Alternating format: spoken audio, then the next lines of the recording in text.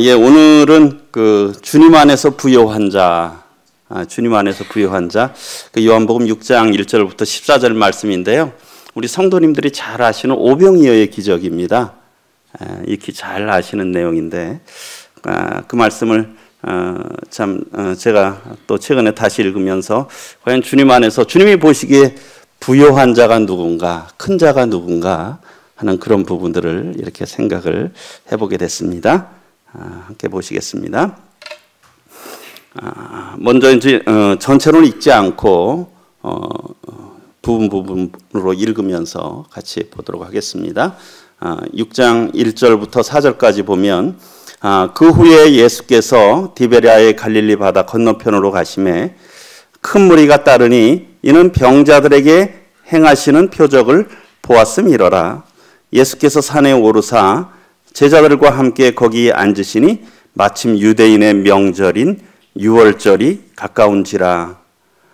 이제 이 오병이어의 기적이 있기 전에 그 상황이 어땠는지 이 배경을 또 이렇게 보여주고 있죠.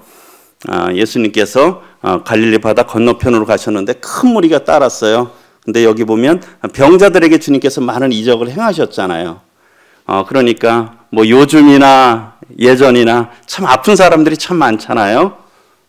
그런데 주님께서 많은 이적으로 병자들을 고치시니까 큰 무리가 따랐어요. 주로 이제 병자들이니까 어떻겠습니까? 또 그리고 돈 있는 그런 사람들은 그래도 그 당시에 의소를 많이 따랐을 거 아니에요. 그러나 주님께서 이런 특별히 가난하고 병든 자들에게 이런 또 은혜를 베푸신, 능력을 베푸신 걸 보면서 많은 무리가 따랐죠. 그러니까 이렇게 따랐을 때 보면 어떻겠습니까? 부요한 뭐 사두개인이나 그런 사람들, 헤롯 땅이나 그런 사람들, 그 당시에 권력을 잡고 지도층에 있는 사람들은 오면 어떻습니까? 주님에게 어떤 그 시비거리를 찾거나 주님을 대적하기 위해서 찾았지, 실제 주님 앞에 나온 사람들은 어떤 사람들이겠습니까? 이 병들고 참 이 가난한 사람들일 거 아니에요. 그런 무리들이 주님께 많은 무리들이 이렇게 모였던 것을 보게 됩니다. 그러면서 이제 주님께서 그들의 병도 고치시면서 이렇게 치료도 또 말씀도 가르치시고 그런 것들을 해주시게 됐죠. 그래서 이제 그 5절, 6절 보게 되면 그러면서 이제 예수께서 눈을 들어 큰 무리가 자기에게로 오는 것을 보시고 빌립에게 이르시되 우리가 어디서 떡을 사서 이 사람들을 먹이겠느냐 하시니 이렇게 말씀하심은 친히 어떻게 하실지를 아시고 빌립을 시험하고자 하심이라. 우리 잘 아시는 대로 이 남자만 5,000명이었잖아요. 그렇지 않습니까? 그러면 뭐 또 여자 아이들까지 하면 적어도 한 2만 명 이상은 될 수 있을 거 아니에요. 굉장히 많은 무리죠. 그래서 주님께서 보셨습니다. 큰 무리를 보면서 참 우리가 어디서 이 떡을 사서 이 사람들을 먹이겠느냐. 근데 특별히 여기서 참 빌립을 시험하고자 했다고 했습니다. 아마 그의 믿음을 보시려고 했던 거겠죠. 아브라함을 시험했던 하나님과 같이 그의 믿음이 어떤지 이제 시험을 해보려고 하셨던 것 같아요. 그래서 이제 다른 말씀에 보게 되면, 다른 공간 복음의 말씀에 보게 되면 마가복음 6장에도 동일한 내용이 나오는데 거기에는 이렇게 기록이 되어 있습니다. 때가 저물어 가매. 참 많은 무리들이 이 광야에 모였는데 여기 보면 빈들이죠. 빈들인데 때가 저물어 가매 제자들이 예수께 나와 여쭤오되 이곳은 빈들이요 날도 저물어 가니. 이제 주님은 그 사람들한테 말씀을 가르치고 또 때로는 병자들을 치유하고 거기에 이렇게 몰두해 계셨고, 그런데 어떻습니까? 여기는 빈들인데 어두워져 가는 거예요. 주님의 제자들은 어떤 걱정이 들겠습니까? 저 많은 사람들 어떻게? 그런 생각 들지 않겠습니까? 여기가 빈들이고 저 사람들은 참 밥도 먹지 못했는데 이 제자들이 걱정이 들 거 아니에요. 많은 그 사람들이 그렇다고 뭐 부유한 사람들도 아니고, 물론 이제 그 중에는 일부는 조금씩 음식을 챙겨온 사람들도 있을 수 있었겠죠. 그러나 어떻습니까? 대부분 가난하고 병든 사람이에요. 아마 제자들의 마음에는 그런 마음이 들지 않았을까요? 사람들이 더 많이 올수록 부담이 되지 않겠습니까? 더 많이 오면. 그래서 이제 그들의 생각 속에는 어떻습니까? 참 무리를, 그러니까 이제 예수님한테 나와서 말씀을 드리는 거예요. 걱정을 하다가, 알아보다가. 이곳은 빈들입니다. 그리고 날도 어두워지니까 빨리 무리를 보내서 두로 촌과 마을로 가서 무엇을 그들로 하여금 이제 알아서 사 먹게 하십시오. 그게 현실적인 방법 아니겠습니까? 2만 명이나 되는 사람들은 어떻게 하겠어요? 네. 그러니까 제자들이 염려가 돼서 해놓은 대책이 이제 그런 대책이었어요. 그런데 이제 예수님께서 어떻습니까? 너희가 먹을 것을 주래요. 그러니까 제자들의 마음이 어떻겠습니까? 저 2만 명을 우리가 어떻게 먹인다고? 그랬더니 어떻습니까? 여짜오되, 이 빌립이죠? 여짜오되 우리가 가서 200데나리온의 떡을 사다 먹으리까? 그러니까 200데나리온이 필요한, 이 금방 계산이 드는 거죠. 제자들이 이러한 상황이었다는 것이죠. 주님은 그들의 믿음을 보고 싶으셨던 것입니다. 그래서 너희들이 먹을 것을 주라. 그랬더니 그래서 이제 다시 요한복음 6장에서도 보면 이런 말씀이 있습니다. 제가 제목을 계산 빠른 빌립이라고 했죠. 그랬더니 빌립이 대답하되 각 사람으로 조금씩 받게 할지라도 200데나리온의 떡이 부족하리이다. 저도 계산을 좋아하거든요. 그래서 한번 계산을 해봤어요. 우리가 한 데나리온이 하루치의 품삯이라고 하잖아요. 그럼 요즘 대략 일당을 치면 얼마나 합니까? 10만 원 정도 된다고 하면 200데나리온이면 200일치니까 한 2천만 원 되겠죠? 한 2천만 원 안팎 될 것 같아요. 그리고 아까 세보니까 남자만 5천 명인데 여자나 아이까지 하면 2만 명 되겠죠? 그래서 이제 2천만 원을 2만 명으로 나누니까 한 1인당 한 1,000원 정도씩 돌아가겠더라고요. 참 빌립이 계산이 빠르죠? 딱 하니까 벌써 한 200데나리온은 들겠습니다. 참 이 계산이 빠른 사람이에요. 착착 하니까 얼마가 바로 나오는 거죠. 참 그런 모습이 참 저에게도 참 많은 것만 같습니다. 참 계산 빠른, 무엇을 하면 뭔가 금방 이런 산수 계산이 되는. 그런데 여기에 보면 계산 없는 사람이 있어요. 누가 계산이 없습니까? 예, 아이가 계산이 없어요. 원래 아이들은 좀 계산이 없잖아요. 그렇죠? 아이는 계산이 없습니다. 여기 보면 6장 8, 9절에 보게 되면 제자 중 하나 곧 시몬 베드로의 형제 안드레가 예수께 여짜오되 여기 한 아이가 있어 보리떡 5개와 물고기 2마리를 가지고 있나이다. 그러나 그것이 이 많은 사람에게 얼마나 되겠사옵나이까? 안드레도 좀 계산하는데 빌립만큼 치밀하진 않은 것 같아요. 그러나 어쨌든 이 보리떡 5개와 물고기 2마리로 이게 얼마나 되겠느냐는 거죠. 아마 제자들이 그랬을 수도 있을 거예요. 이 저녁 때가 되니까 다니면서 혹시 음식들 싸운 거 있느냐? 이렇게 조사들을 좀 해봤을 수도 있겠죠. 지금 성경에 정확히 나오진 않았지만 추정을 한다면 그러다가 보니까 이제 그런 상황을 보니까 어떤 아이가 보리떡 5개와 물고기 2마리가 있다고. 근데 그것은 아이한테는 적은 분량은 아닐 수도 있어요. 크기가 얼마나인지 모르지만 저도 갈릴리에 가서 그쪽에 베드로 고기라고 그 고기를 먹었는지 모르겠지만 해서 이렇게 먹어보니까 그거 하나 갖고 좀 짭짤하게 하니까 한 끼가 되더라고요. 그러면 가족끼리 해서 한 2-3명은 먹을 수 있을지 그들은 아마 이렇게 풍족히 다른 사람은 몰라도 자기하고 예를 들면 엄마하고 같이 왔는지 그랬는지 모르겠어요. 그런데 이제 그 아이가 이제 그것을 준 것 같아요. 그렇죠? 그러니까 그 제자들이 그것을 갖고 있었거든요. 그랬을 때 그것을 저도 이렇게 생각을 해봤습니다. 그 아이가 그것을 주었을 때는 자기도 먹고 싶었을 거 아니에요, 그게. 그렇지 않습니까? 다들 줄이고 있고, 그랬을 때 자기도 먹고 싶었겠죠. 그러나 아이들은 그런 것들을 이렇게 요구하는, 그런 것들을 찾는 이런 제자들의 모습을 보면서 비록 작은 거지만 자기한테는 그래도 얼마나 소중합니까? 작지만 그 아이한테 굉장히 소중한 거예요. 보리떡 5개와 물고기 2마리는 굉장히 소중해요. 그게 왜 한 끼의 식사를 충분히 할 수 있는 거잖아요.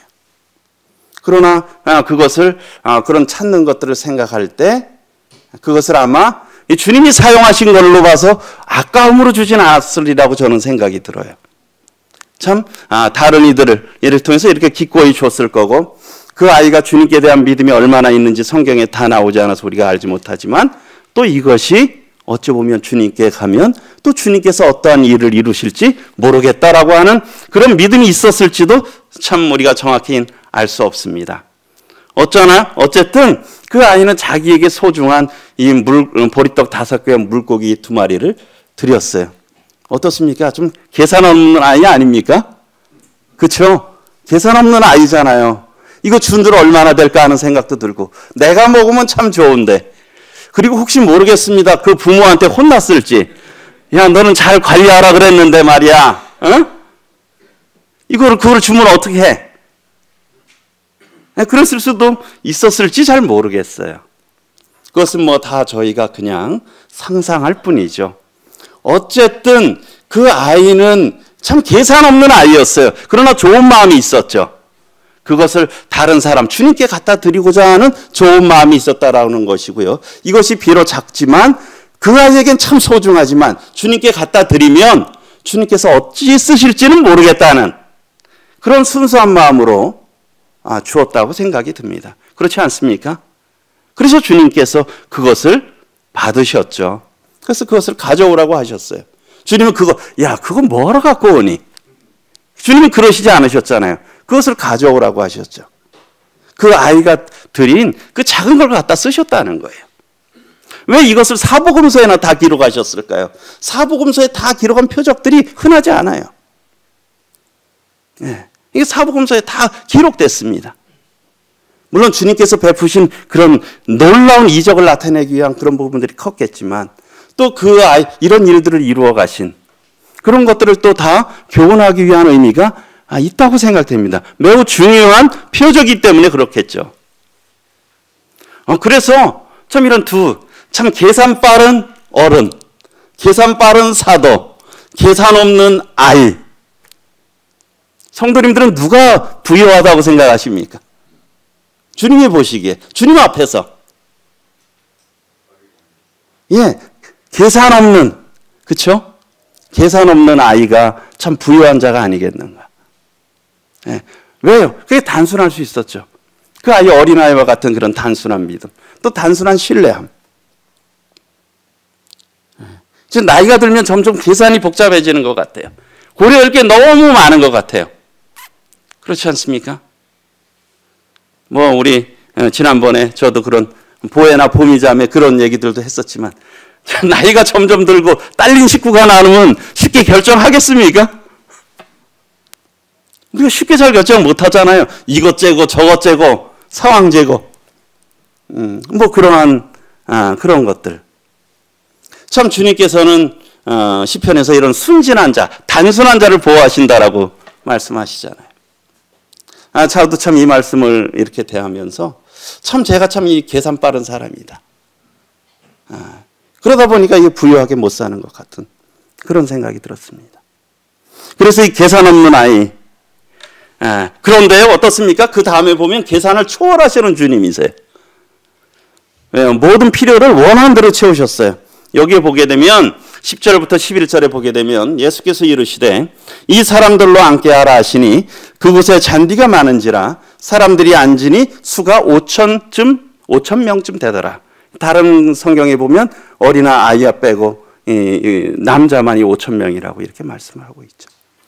그리고 11절에 예수께서 떡을 가져 축사하신 후에 앉아있는 자들에게 나눠주시고 물고기도 그렇게 그들의 원대로 주시니라. 얼마나 배고팠겠어요. 그렇지 않습니까? 그 중에 며칠 못 먹은 사람들도 있었을 거예요. 예전에 가난한 사람들은. 그렇죠? 그러니 그들의 원대로 2만 명이나 되는 사람에게 하나님께서는 주님께서 원대로 주신 거예요. 그들의 원대로. 아주 풍족하게 주셨죠. 이것이 주님의 능력이시라는 거죠. 근데 참 여기서 놀라운 것은 주님께서 그냥도 하실 수 있잖아요. 그렇죠? 굳이 그 어린아이에 그것을 갖다가 꼭 쓰셔야 됐을까? 그냥 주님이 그냥 하셔도 됐잖아요. 돌이 변하여 떡덩이가 할 수도 있잖아요, 주님은.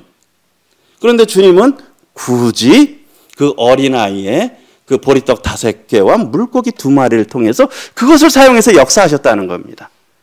그런데 하나님의 역사가 다 그런 것 같아요. 그렇지 않습니까? 제가 그런 많은 말씀을 드리지만 농사 짓는 것만 해도 그래요. 하나님은 그냥 곡식 나오게 하실 수 있으실까요? 못 하실까요? 하세요. 근데 하나님은 그렇게 안 하시더라고. 사람들로 하여금 밭을 갈게 만드셔.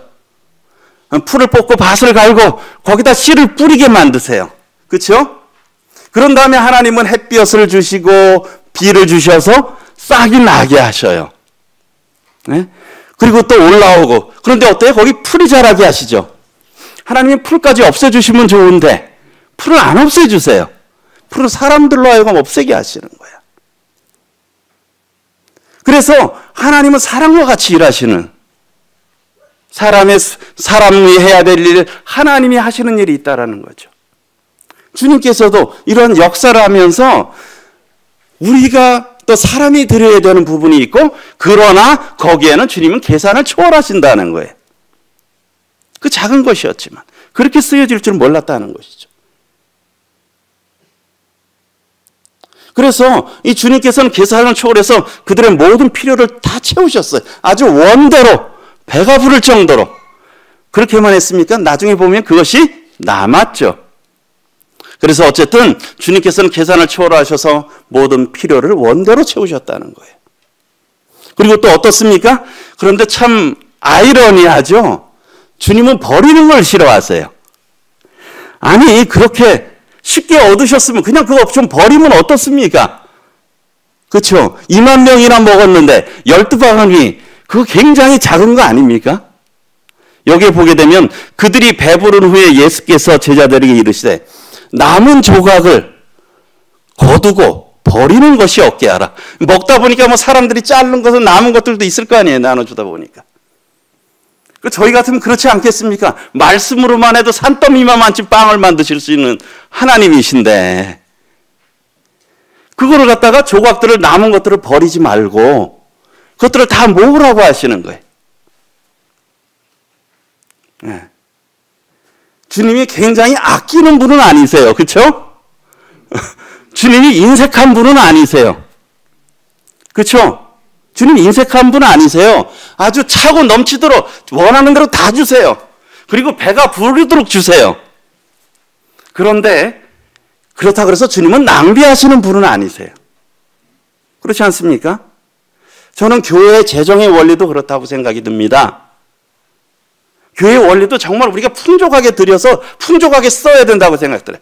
정말 교회 성도님들이 드시는 것은 최상의 것으로 드시게 하고, 어떤 것들은 어떤 누구를 섬기는 것은 최상의 것들을 섬기고, 그러나 우리가 전략할 수 있는 것들은 최대한 전략해야죠.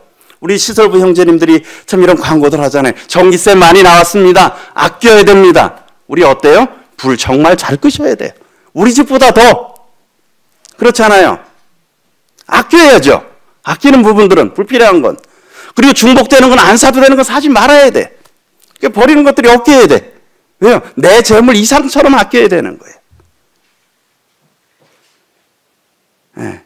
그래서 우리가 낭비하는 거하고 풍성한 거하고는 다른 겁니다. 그렇죠? 풍성한 거하고 낭비는 다른 거예요. 네. 그리고 또 인색하고 이런 이 절제하는 거하고는 또 다른 겁니다. 교회 그게 재정의 원리라고 생각이 들어요. 주님이 이렇게 하실 수 있지만, 그래서 이러한 원리로다가 우리가 또 섬길 때는 정말 믿음으로 풍성히 섬기고, 우리가 아끼고 전략해야 될 부분들은 정말 아끼고, 그렇게 하면서 주님이 주신 것을 그렇게 써야 되잖아요. 주님께서 그런 것이에요. 그래서 낭비를 참 주님께서는 싫어하셨다는 거죠. 그래서 우리가 인색하라는 것이 아니죠. 쓸 때는 풍성하게, 배부르게, 가장 좋은 것으로. 그리고 이런 일들을 통해서 어떻습니까? 그 사람들이 예수께서 행하신 이 표적을 보고 말하되 이는 참으로 세상에 오실 그 선지자라. 아마 구약의 신명기에 예약한 말씀하신 그 선지자를 생각했던 것 같아요. 모세보다 더 뛰어난 선지자, 자신들을 그 로마에서 건져줄 그 선지자로. 그래서 나중에 말씀을 보면 예수님을 임금 삼으려 했거든요. 그러나 어쨌든 이런 것들을 통해서 무엇입니까? 예수님이 어떤 분이신지를 나타냈잖아요. 그분의 능력을 그들이 알게 됐어요. 경험했어요. 우리 성도님들의 삶 중에 어떻습니까? 우리가 정말 힘들 때, 어려움을 통해서도 우리가 어떤 것들을 드렸을 때, 또 어떤 것들을 했을 때 주님께서 이루시는 것들을 보지 않습니까? 과연 우리가 했죠. 이건 주님이 하셨다라는 거죠. 우리가 예배당 리모델링 하면서도 참 코로나 시기 때 했잖아요. 사실은 저희가 그 당시에 2000년도에 주택 샀어요. 2020년도 4월에. 그리고 2022년도에 리모델링 했습니다. 그 비용이 10억이 훨씬 넘는 돈이에요. 이 코로나 시기 때. 주님께서 그런 은혜를 베푸셨잖아요. 그게 주님이 하셨잖아요. 우리 성도님들 그때 많이 헌신을 하셨죠. 그러면서 어떻습니까? 아까운 마음 드셨습니까? 아니잖아요. 우리 마음에 평상시에 어떤 때는 아까운 마음들이 있어서 주님이 감동해 주시니까 그냥 기꺼이 헌신하잖아요. 그런 마음들이 모여서 주님이 이런 일들을 이루셨잖아요. 그 이후로 왜 성도님들 가난해지셨습니까 혹시? 예배당 리모델링 후에 주택 사신 후에 좀 어려워지셨어요? 우리가 여전히 살아가고 있잖아요. 그리고 우리가 이런 것에서 이런 은혜를 누리면서 살아가고 있지 않습니까? 어쨌든 이런 일들을 통해서 하나님이 주님의 역사를 볼 수 있다는 거예요. 주님께서는 이 제자들의 믿음을 시험해 보고 싶으셨던 거예요. 그들의 믿음을 보고 싶었던 거예요. 그래서 이렇게 드렸을 때 주님께서 나는 이렇게 할 수 있다. 그런 것들을 그들로 하여금 깨닫게 하신 거죠. 요약을 좀 말씀드리겠습니다. 주님 안에서 부요한 자. 어떻습니까? 주님께 많은 무리들이 모였어요. 제자들은 아마 부담이 됐을 수도 있었을 겁니다. 왜 이렇게 사람들은 자꾸 많이 오는 거야? 참 챙겨야 될 거는 점점 많아지겠네. 그랬을 때 주님께서는 그 제자들의 마음을 아셨죠. 빌립을 시험하셨고요. 제자들을 시험했어요. 제자들을 시험했다는 것은 무엇입니까? 그들로 하여금 믿음을 배우게 한 거 아니겠습니까? 앞으로 주님을 따라오려면 사람이 믿음으로 산다는 걸, 하나님의 능력으로 산다는 걸 보여주고 싶으셨던 거 아니겠습니까? 오병이어의 기적을 통해서 가장 감동을 입은 사람은 누구겠습니까? 아마 그 제자들일 것입니다. 가까이서 본 그 제자들. 그런데 어떻습니까? 주님의 시험에서 계산 빠른 빌립 200데나리온이나 들 것입니다. 근데 계산 없는 아이, 자기의 소중한 것을 드렸어요. 자기의 소중한 것을. 그런데 주님은 어떻습니까? 이 계산을 초월하시는 분이시라는 거죠. 어때요? 원대로 풍족히 주십니다. 그러나 어때요? 주님은 낭비는 싫어하신다는 거예요. 네. 그렇다 그래서 이게 인색하라는 말씀은 아닌 거죠. 풍성하게 하되 우리가 아낄 것들은, 불필요한 것들은 아끼고, 그러나 그래서 그것을 더 의미 있는 곳에 풍성하게 쓰라는 것이죠. 그리고 이런 것들을 통해서 제자들로 하여금 주님이 어떤 분이신지, 또 그 사람들로 하여금 주님에 대해서 알게 했다는 것입니다. 제가 이 오병이어의 기적을 통해서 그런 부분들을 이렇게 생각을 해보게 됐는데요. 주님 안에서 그래서 부유한 자는 누구라고 생각하십니까? 계산 빠른 빌립입니까? 계산 없는 아이입니까? 자신이 없으세요? 그럼 조금 더 나중에 댁에 가서들 한번 생각해 보세요. 누가 과연 부자일까? 누가 과연 부유할까? 제가 계산을 참 좋아합니다. 어떤 때 심심하면 이런 상상들 해요. 제가 말씀을 전하다가 예전에 이걸 생각한 게 있어서 그런 거 있었지. 그래서 조금 휴식하면서 이거 한번 계산해 봤어요. 출애굽 백성이 먹을 음식의 양이 얼마나 될까? 그 인구 한 200만 정도, 예를 들면 장정만 60만이니까 한 200만 정도 된다고 생각해 보고요. 기간이 40년이니까 요즘 이거 쉽습니다. 이거 엑셀에다 집어넣고 딱 치면, 제 엑셀에서 이런 계산하는 거 좋아하거든요. 그럼 자동 계산이 되거든요. 14,600일입니다. 그리고 하루당 예를 들면 한 500g 먹는다면 우리 성도님들 햇반이 있잖아요. 그게 한 200g 되거든요. 200에서 230g. 그거 하루에 한 두세 개는 드셔야죠. 그래도 그럼 뭐 좀 조금 뭐 이거보다 그래서 500g 했다. 생각해 보니까 톤수로 하면 얼마입니까? 1460만 톤이에요. 제가 25톤 차량으로 하니까 58만 대야. 일렬로 차를 세우니까 5,800km예요. 서울을 7번 세우는 거리가.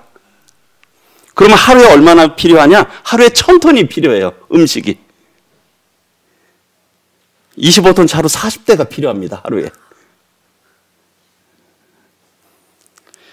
제가 2000년에 그 요르단 쪽으로 해서 출애굽 광야길을 체험을 했습니다. 여기가 그 백성들이 간 광야길이에요. 한 30분 걸었나요? 얼마나 뜨겁고 뭐 진짜 이래요.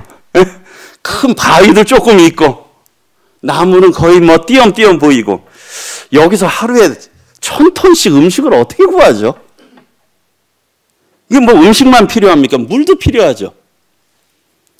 모세가 200만을 이끌어 간다고 생각할 때 답이 나오겠습니까? 차라리 그냥 바닷길로 해서 그냥 빨리 그냥 하나님이 가나안 땅 들여보내시지 왜 40년간 이 광야길로 해서. 아마 이스라엘 백성이 40년간 광야길을 돌리셨기 때문에 하나님도 좀 피곤하셨을 것 같아. 그냥 빨리 보냈으면 그냥 신경 안 쓰셔도 될 텐데 40년 동안 먹이고 입히셔야 되잖아요. 죽일 수는 없잖아요. 그렇지 않습니까? 근데 하나님께서 이러한 광야길에서 어떻습니까? 하루에 1000톤씩 뭐 물도 얼마나 많은 것들을 공급하셨습니까? 이 계산이 됩니까? 안 됩니까? 이 광야길에서 200만이 살아간다는 게. 네. 그래서 신명기 8장에서는 내 하나님 여호와께서 이 40년 동안에 내게 광야길을 걷게 한 걸 기억하라는 거예요. 네? 너희들 광야길을 걷게 한 거 이걸 기억하라는 거죠. 그러면서 어떻습니까? 하나님이 너를 낮추고 너를 시험한 거라는 거예요. 왜? 하나님만 의지하게. 너를 의지하지 않고 높은 마음 품지 않고 하나님 말씀 순종하면서 하나님만 의지하는지 그 믿음을 시험해 보신 거라는 거죠. 그리고선 어떻습니까? 3절에 너를 낮추시고 너를 줄이게 하시며. 진짜 광야에 가니까 겸손해지더라고요. 겸손해집니다. 겸손해질 수밖에 없어요. 우리 인생에도 광야가 있다 그러잖아요. 그렇죠? 광야들 많이들 통과하고 계시죠? 우리 참 이 세상에 사는 게 광야길이라고 생각이 듭니다. 그러니까 우리가 광야길 살아보면 낮아질 수밖에 없습니다. 어려움 겪다 보면. 그리고선 너도 알지 못하며 내 조상들도 알지 못하는 만나를 내게 먹이신 거. 그 조상들도 알지 못했잖아요. 하늘에서 그런 음식이 내린다는 거.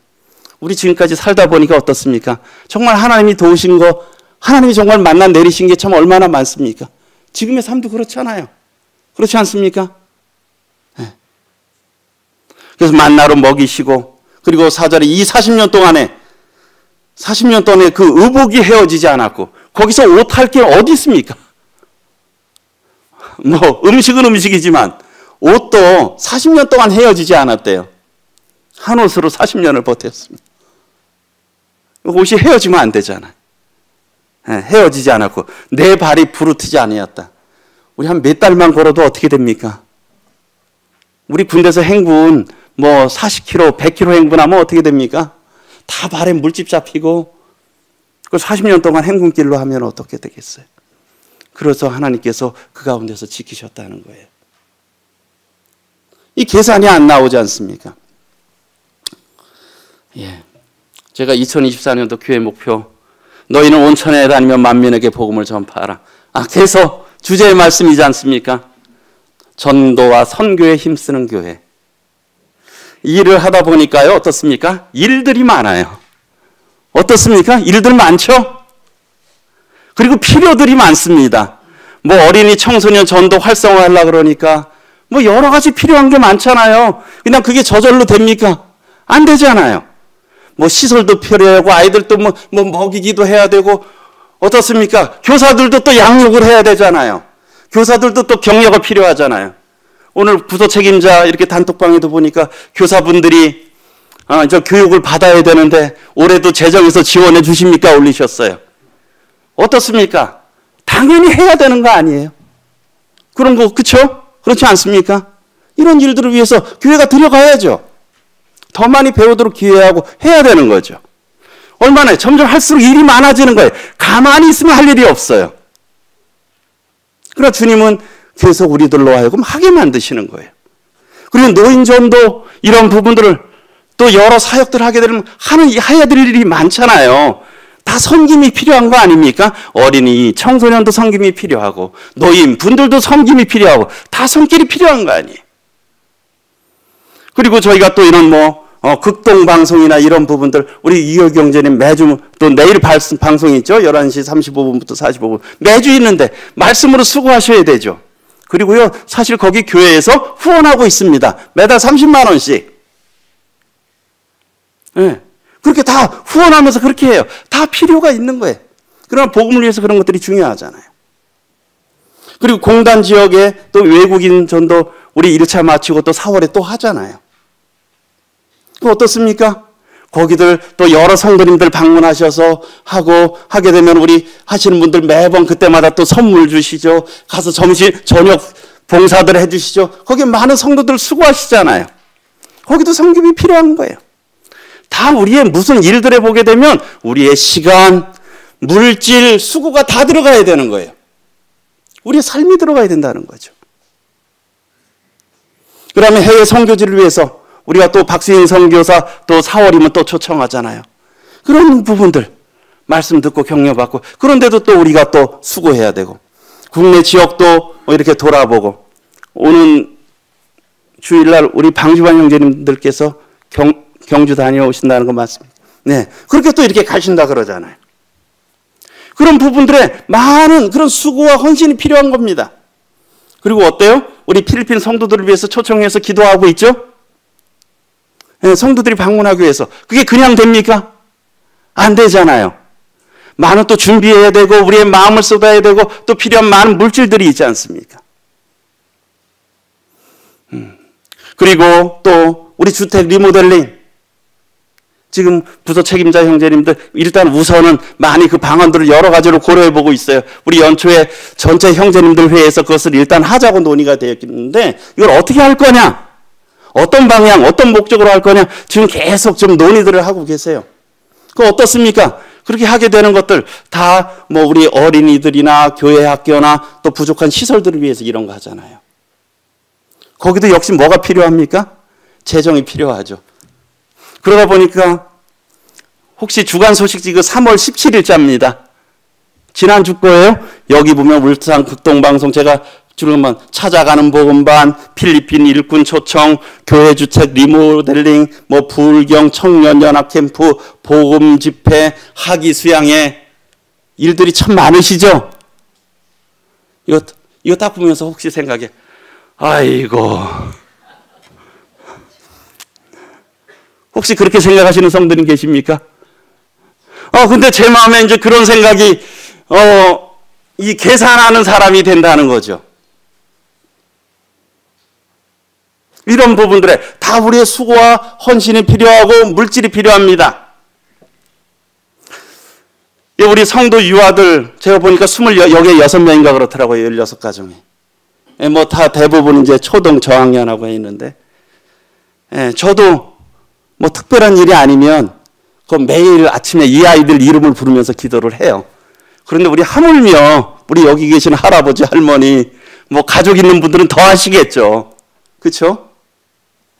이 아이들이 정말 주님 안에서 잘 자라가기를, 교회 든든한 기둥으로 세워져 가기를 기도하시지 않습니까? 기도하시죠. 저희 교회의 미래잖아요. 정말 그렇게 소중하잖아요. 이건 나라적인 문제고 교회적인 문제, 교회도 문제잖아요. 참 감사하죠. 이렇게 우리 젊은 가정들이 자녀들을 참 많이 낳은 거에 대해서 참 감사해요. 근데 사실은 좀 더 나셔야죠. 그렇지 않습니까? 이게 참 우리가 이런 부분들에 대해서 기도를 하고 하는데요. 근데 또 주보에 이런 내용도 있지만 모임 재정도 보십니까? 모임 재정에 보게 되면 2월달 기준으로 2월달에 헌금이 한 2,300만 원, 또 기명이 600만 원. 근데 재정이 마이너스가 570만 원. 그리고 대출 금액 잔액이 4억 2,500만 원. 뭐 그런 상황입니다. 저희 교회 상황들이. 이런 것들을 딱 보니까 뭐 리모델링 해야 돼? 뭐 섬겨야 돼? 그런 생각들, 참 저희 집사 형제님들이 정말 믿음이 좋으시고 참 대단하시다고 생각이 들어요. 살림들을 다 사시는 거잖아요. 그렇죠? 우리 가정에서 자매님들이 살림 살듯이 우리 바깥 양반들은 잘 모르잖아요. 집안이 어떻게 돌아가는지. 네. 네. 그렇지 않습니까? 그러나 이 저기 안에서 그런 분들 참 이런 고심들도 있으시라고 생각이 들어요. 그래도 어떻습니까? 그래도 주님께서 우리에게 보여주신 일들 믿음으로 해야 되지 않습니까? 그렇잖아요? 네. 저도 이런 거 보게 되면 자꾸 계산 빠른 빌립이 된단 말이죠. 우리가 할 수 있는 거, 내가 할 수 있는 범위 아마 이 정도. 지금에서는 우린 긴축 재정으로 해야 돼. 응? 일 벌리지 말고. 그런 유혹을 많이 받습니다. 그렇지 않습니까? 우리도 우리의 육신 어때서 때로 가만히 있으면 편합니다. 그렇잖아요. 저도 그런 생각이 들어요. 가만히 있으면 편하죠. 그러나 그것은 주님이 원하시는 뜻이 아니라고 저도 이 말씀을 이렇게 다시 대하면서 저의 어떤 나태함, 계산적인 그런 부분들에 참 주님 앞에 회개 마음이 들었습니다.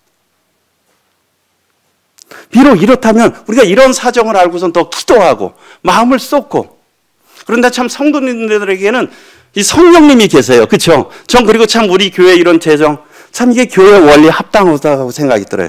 다 무기병이잖아요. 그렇죠? 억지로 하는 거 아닙니다. 내가 헌금을 해도 모르고 안 해도 몰라요. 사람들은. 누구 앞에서 하는 겁니까? 하나님 앞에서 하는 거잖아요. 다 하나님 앞에서 하는 거예요. 어떤 때는 우리가 인색한 마음이 들어도 교회의 필요들이 느껴지고 어떤 일이 있으면 어떻습니까? 주님이 우리 마음을 감동하시잖아요. 그래, 이게 나를 위해서 쓰려고 했었지만 그래, 주님 앞에 드리자. 그런 마음이 들잖아요. 그런 것으로 다 헌금하시는 거 아니에요? 네. 참 주님이 우리 마음을 감동하셔서 그렇게 하시는 거예요, 사실은. 네. 참 이것이 저희 교회의 참 아름다운 교회 진리라고 생각이 듭니다. 그게 저희 교회가 아니라 그게 성경에 나와 있는 연보의 원리라고 생각이 들어요. 자원함으로 또 은밀하게 하나님 앞에서 풍성하게 드리는 것이죠. 우리가 이런 것들을 위해서 참 우리 교회에서 연보에 대해서는 참 가르치기 뭔지 터부시하는 것들이 있는 것 같아요. 그럼 많은 부분 성경에서는 그것을 가르치고 있잖아요. 우리가 교회 재정을 위해서도 기도해야 될 것입니다. 그리고 재정을 쓰면서도 우리가 풍성히 쓰면서도 그리고 전략해야 될 것들은 불필요한 낭비는 막아야 되는 거죠. 필요한 부분들은 풍성히 쓰되 우리가 에너지를 전략할 것들은 전략하고. 예.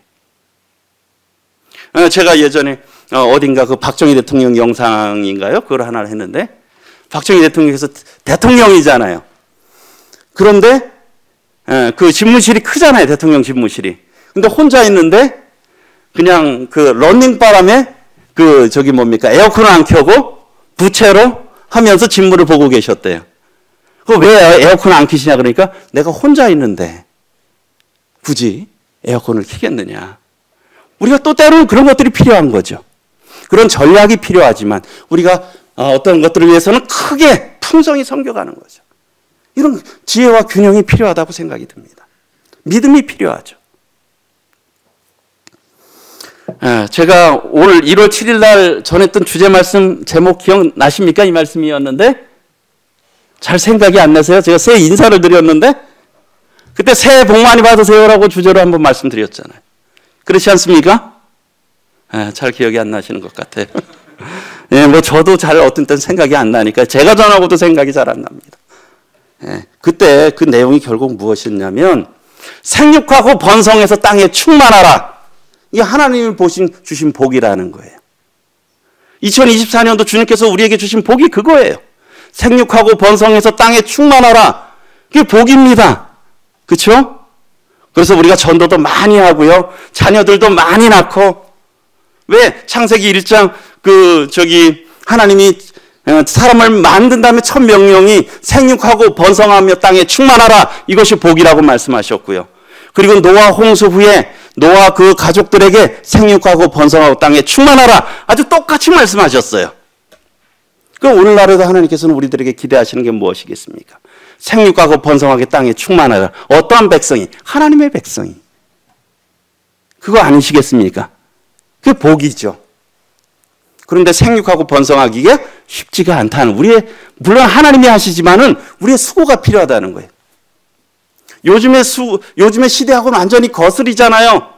번성하기 싫어하잖아요. 결혼하기도 싫어하고 애 낳기도 싫어하고 나 혼자만 잘 살면 된다는 게 요즘의 트렌드 아닙니까? 자기중심 시대를 살고 있잖아요. 우리는 이 시대를 거슬러가는 사람들이라고 생각됩니다. 왜요? 하나님의 명령이니까요. 너희는 땅끝까지 이르러 복음을 증거하라. 우리가 올해 이 말씀을 가지고 시작했지 않습니까?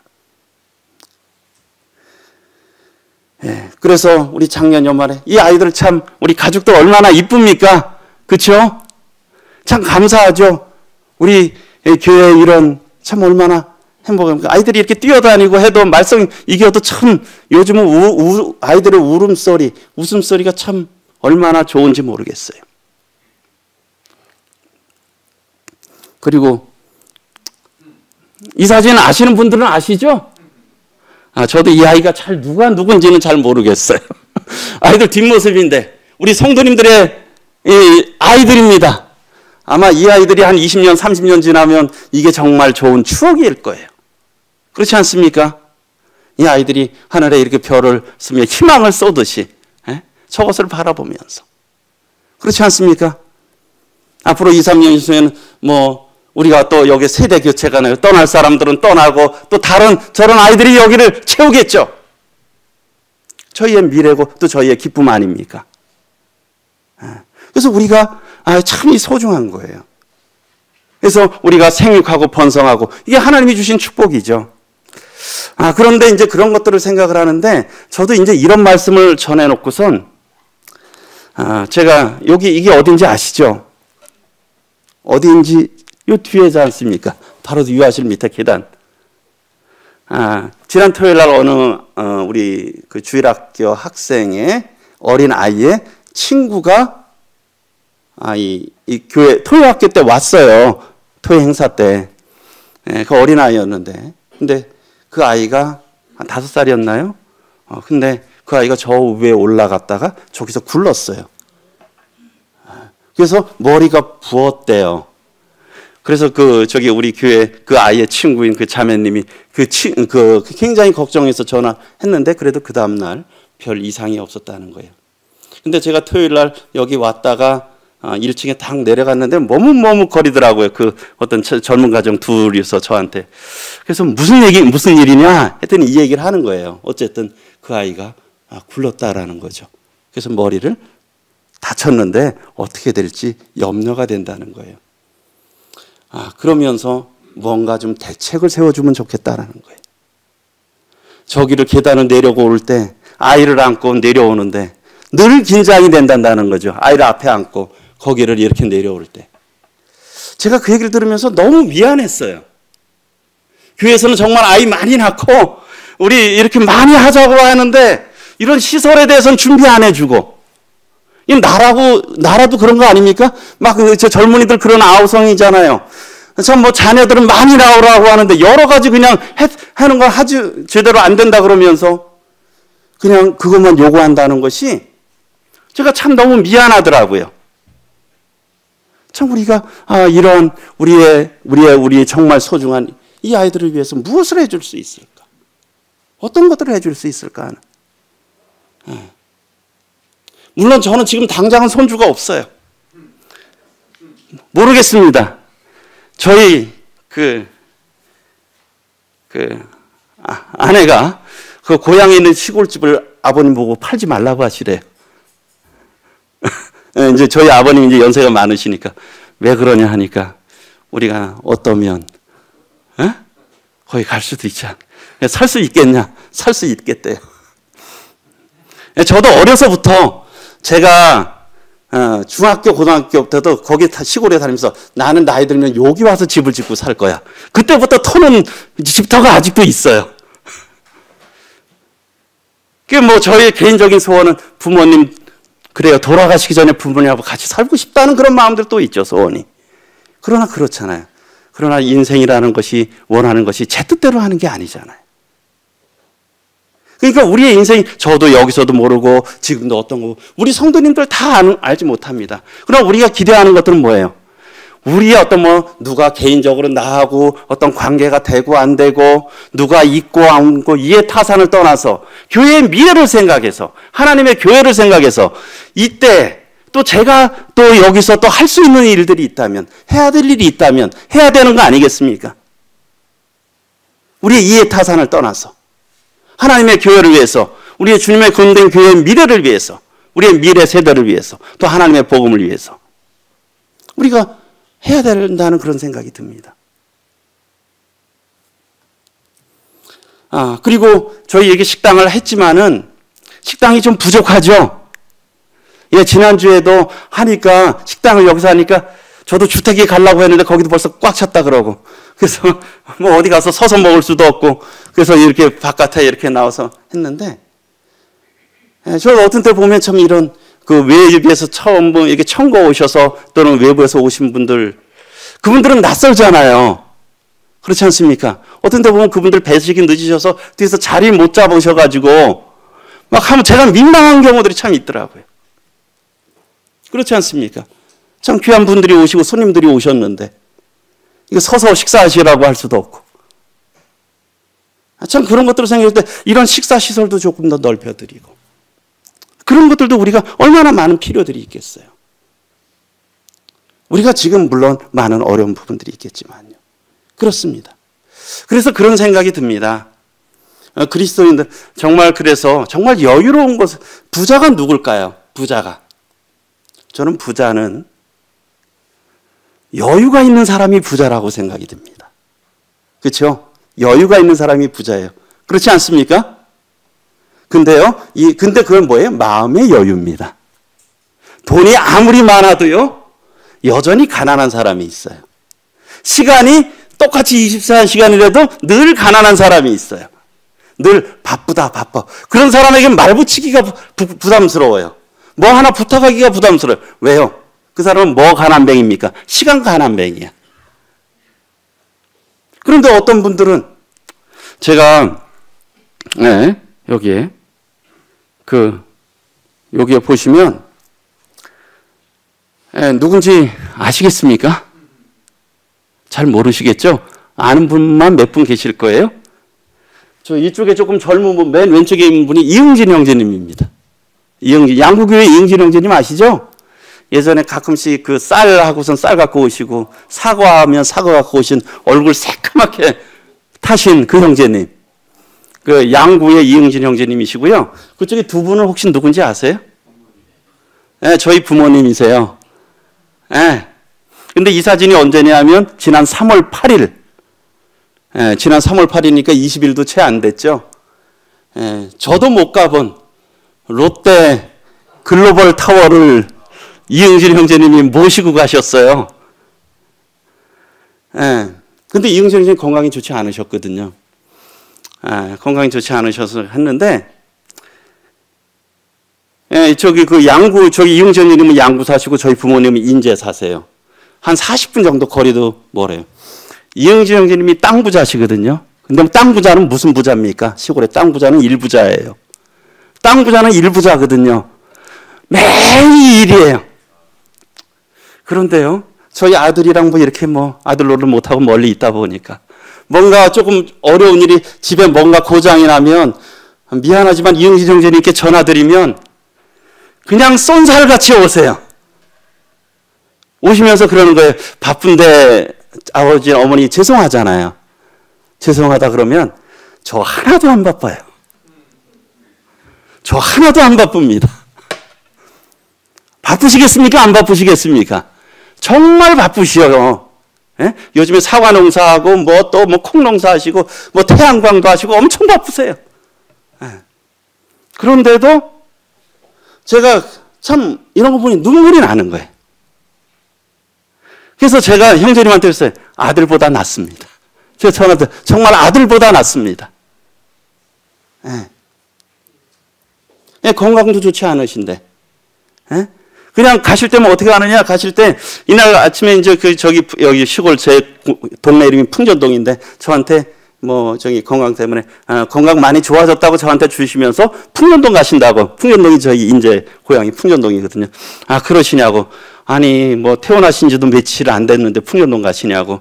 그냥 아버님 뵈러 간다고 하시더라고요. 그래서 아버님이 먼 데 간다면 안 따라 나오셨으니까 가까운 데 간다 그리고 한 2시간 거리 서울까지 가시는 거예요. 벌써 그런 적이 몇 번이에요. 그냥 잠깐 간다 그러고 강원도로 한 바퀴 도세요. 하루 종일. 정말 부자가 누가 부자겠습니까? 마음이 부여롭다. 시간이 철철 넘쳐서가 아니잖아요. 그렇지 않습니까? 주님 안에서 여유를 누리고요. 물질이 많아서가 부자가 아니죠. 그 아이와 같이 나눠줄 수 있는 사람이 부자라고 생각이 들어요. 그래서 저도 역시 그럽니다. 저도 어떤 아이한테 그래서, 야, 우리 그러자. 우리 시간 부자, 이런 물질에서 부자가 되자. 우리 가난뱅이 되지 말자. 너무 조급하게 살지 말자.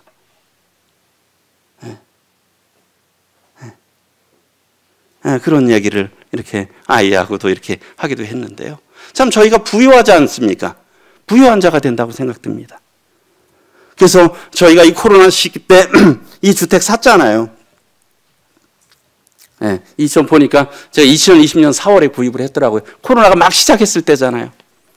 이런 것들 지금 우리 또 교회가 기도하고 있어요. 이런 부분들을 정말 어떻게 사용해야 될까?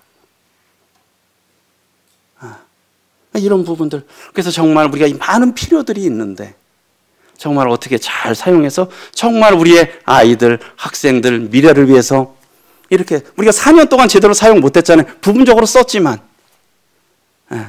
이런 것들도 우리 위해서 정말 우리의 아이들을 위해서 쓴다면 정말 좋은 것으로 잘해서 그런 것들로도 해줄 수 있고 우리가 이런 부분들에 정말 마음을 쏟아야 될 것이라고 생각이 듭니다. 그리고 이때 가시고 거기 가서 스테이크 드셨다 그러더라고요. 거기에서 최고급 스테이크로 120층까지 올라가셨대요. 90 먹은 노인은 그 2분밖에 없다고 하시더라고요. 이영진 형제님이 60대 후반이세요. 거의 중후반. 참 우리 모임에 날 때도 우리 50, 60대 형제님들이 섬기신다는데 참 감사가 됩니다. 참 그렇게 그런 것들 하면서 저도 제 아버지한테 그랬어요. 아유, 이영진 형제님이 아들보다 나으시네요. 그냥 웃으시더라고요. 참 그것이 마음이라고 생각됩니다. 참고로 이영진 형제님께서 이번 결혼식에 참석을 하신다 그러시더라고요. 울산 성도님들 한번 뵙고 싶은 것 같으시더라고요. 그래서 아마 주일에도 말씀을 나누실 것 같은데 또 먼 길 운전해 내려오시는데 기도해 주시기 바랍니다. 어쨌든 이런 우리가 정말 나눌 수 있는 사람들이 풍성한 부자라는 것이죠. 마음에 여유 있는. 네, 우리 주님 안에서 진정 우리가 참 부유한 자라고 생각이 듭니다. 우리 같이 한번 읽어보겠습니다. 시작.